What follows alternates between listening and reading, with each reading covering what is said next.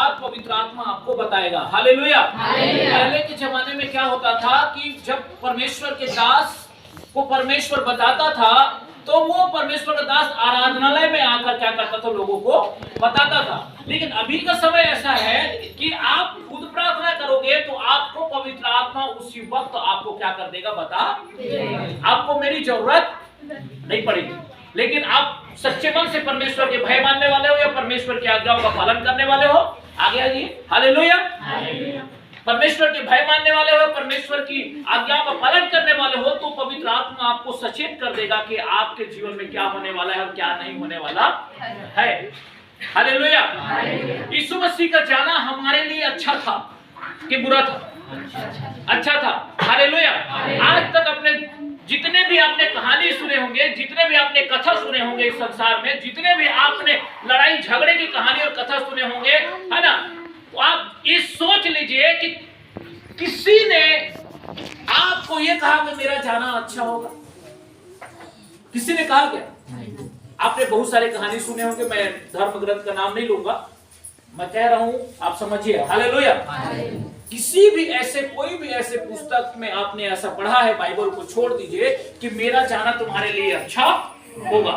ऐसा पढ़े आपने कभी?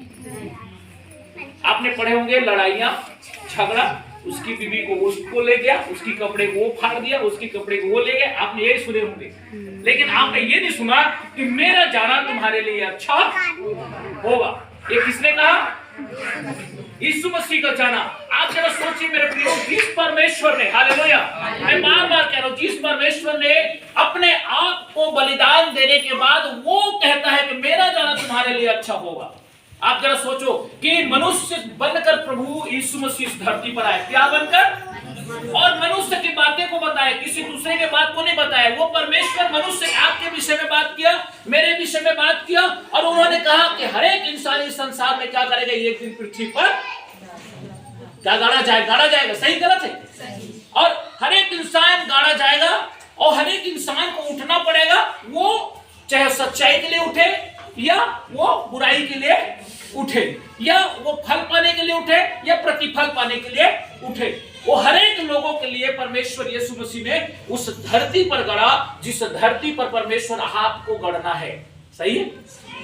सोचना, इसकी चरित्र का वर्णन, यीशु मसीह के चरित्र का वर्णन कर रहा हूं कि उन्होंने क्या किया आपके लिए। लोग बोलते हैं, मैं आज नहीं यूट्यूब या फेसबुक में मैं देख रहा था, हालेलुया, किसी ने ये साबित कर दे, बोलता है कि अल्लाह ने या मसीह ने ये धरती को बनाया है। तो एक भाई ने अच्छा जवाब दिया, तो सांस लेना बंद कर दे, बोलता है, फिर पता चल जाएगा कि इस धरती को किसने बनाया है। हालेलुया। तो सांस लेना बंद कर दे, तेरा सांस लेना बंद कर देगा, तुम्हें पता चल जाएगा उसी वक्त कि तुम्हें इस संसार में किसने भेजा है और किसने बनाया है। हालेलुया।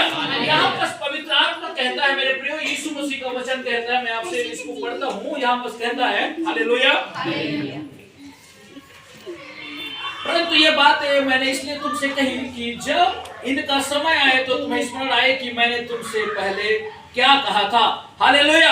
ये 16 अध्याय को मैं पढ़ रहा हूँ। ये बातें मैंने तुमसे इसलिए कही कि तुम ठोकर न खाओ, वे तुम्हें आराधनालयों में से निकाल देंगे, वरना समय आता है जो तुम्हें मार डालेगा, वह समझेगा कि मैं परमेश्वर की सेवा करता हूँ। ऐसा वे इसलिए कहेंगे कि उन्हें न पिता को जाना न मुझे जानते हैं। परंतु ये बातें मैंने इसलिए तुमसे कही कि जब उनका समय आए तो तुम्हें स्मरण आएगा कि मैंने तुमसे पहले। यीशु मसीह इस बात को उस आराधनालय में कहता है मेरे प्रिय, उनके विषय में कहता है जो प्रभु को नहीं जानता। यहाँ पर उसी बात को कह रहा है। Hallelujah, hallelujah. अब यहाँ पर पवित्र आत्मा के विषय में बात करता है। परमेश्वर कहता है कि मेरा जाना तुम्हारे लिए अच्छा होगा। आज ये बताइए कि आप इस संसार से चले जाएंगे तो किसके लिए भला होगा? आप इस दुनिया से चले गए, किसके लिए भला होगा? कोई बताएगा? मान लो मैं इस दुनिया से चला गया तो मेरे परिवार के लिए भला होगा कि बुरा होगा? बुरा। क्या होगा? बुरा होगा। लेकिन यीशु मसीह अपने परिवार के लिए गया तो किसके लिए भला होगा? तो देखो ना भाई, मनुष्य का जो चरित्र और उसका चरित्र को देखो, उसका जीवन को देखो और आज हमारा जीवन को देखो। अजी आज हमारा इस दुनिया से चले जाएंगे, सब दुनिया मानव जाति के लिए परमेश्वर यीशु मसीह ने क्या किया कि वो अपना उसका जाना हमारे लिए एक जीवन का आशीष का कारण लेके आया। अगर कोई व्यक्ति मर के भी आपको जीवन दे रहा है, वो उसका नाम यीशु मसीह है। हालेलुया। जो मरा भी, गड़ा भी और जीवित हुआ, वो भी आपको जीवन दिया, उसका नाम भी यीशु मसीह है। हालेलुया। जरा सोचो, मैं आपको ये भ्रमित करने के लिए मैं यहाँ पर प्रार्थना नहीं करता, मैं आपको ये बताने चाहता हूँ कि उस परमेश्वर का चरित्र का वर्णन करो। कभी भी उसके जीवन में दाग मिला क्या? यीशु मसीह के चरित्र में दाग मिला क्या? कभी भी। उन्होंने अपने लिए नहीं वरना आपके लिए इस संसार में आया था। नहीं तो उसके पास तो एक सिंहासन था, राजा था। वो क्या था? वो राजा था। अगर आपको राजगद्दी दे दिया जाए तो क्या आप उस राजगद्दी को छोड़ोगे? छोड़ोगे जी? बोलोगे आपको राजा राजे हो, आप नीचे उतरो पायदान में और मैदान पे जाओ, जाएगा क्या? राजा कौन होता है? जो अपनी प्रजा की रक्षा के लिए खुद मैदान पर उतरता है। सही है ना? राजा किसको बोलते हैं? राजा उसको बोलते हैं जो अपनी प्रजा जब संकट में पड़े तो राजा अपने राज सिंहासन को छोड़कर तलवार पकड़कर मैदान पे उतरता है और अपनी प्रजा, अपने राज्य की क्या करता है? रक्षा करता है। उसको राजा बोलते हैं। यीशु मसीह ने भी अपनी इस पूरी दुनिया को बनाने वाले, जब सोचो हो कि जिस परमेश्वर ने संसार को बनाया उसको दुख था, तकलीफ था कि उसके बच्चे मर रहे थे, इसलिए सिंहासन छोड़ना उसको बहुत ही ज्यादा जरूरी था। हालेलुया। वो शैतान यीशु मसीह को जानता था कि वो दोबारा धरती पर आएगा, वो दोबारा धरती पर आएगा, उसको पता था। इसलिए वो क्या किया था? पहले से योजना बना के रखा। तो किसी को भी देखता था तो क्या करता था? उसका टेस्ट लेता था। हालेलुया। बोले यीशु प्रभु की जय। मेरे प्रियो, यीशु मसीह का जाना हमारे लिए इसलिए अच्छा है कि हमारे लिए एक नियम और कानून और कायदा तैयार हो सका कि हम इस संसार में जाने में बिल्कुल संकोच ना करें। इस दुनिया से जाएंगे तो आप बिल्कुल संकोच और चिंता ना करें अपने जीवन के लिए कि आपका जीवन का क्या होगा। यीशु मसीह ने कहा, मेरा जाना सारा जीवन परमेश्वर का मानव जाति और मानव कल्याण के लिए वो काम क्या इस संसार में मैं आपसे कह नहीं सकता। हालेलुया। जितना बड़ा काम यीशु मसीह ने इस दुनिया में हर एक लोगों के लिए किया है, हर एक वो गरीबों के लिए किया, दबे कुचले लोगों के लिए किया, बीमारों के लिए किया, परेशानों के लिए किया, वो पापियों के लिए किया, जितना काम वो संसार में किया है उससे बढ़कर ना तो कोई काम किया है ना कोई काम करेगा। हालेलुया। आज देख लीजिए, बड़े बड़े जो पासवान है भलाई का काम करते हैं, बुराई को छोड़ भलाई का काम करते हैं, उसके प्रति लाख बुराई लोग करें लेकिन वो भलाई का काम करते हैं। इसलिए क्योंकि उसका परमेश्वर जिंदा है और उसके मानने वाले उसके चरित्र में प्रभु यीशु मसीह का चरित्र दिखाई देता है और वो भलाई का काम करता है मेरे प्रियो, ताकि वो काम प्रभु यीशु मसीह ने किया वो काम उसके परमेश्वर के दास भी करेंगे। और वहां पर लिखा, इसी वचन में यदि थोड़ी से आगे पढ़ेंगे तो वहां पर ये लिखा हुआ है कि पवित्र आत्मा तुम्हें इसलिए दिया जाता है कि तुम क्या करो? बीमारों को चंगा करो। हालेलुया।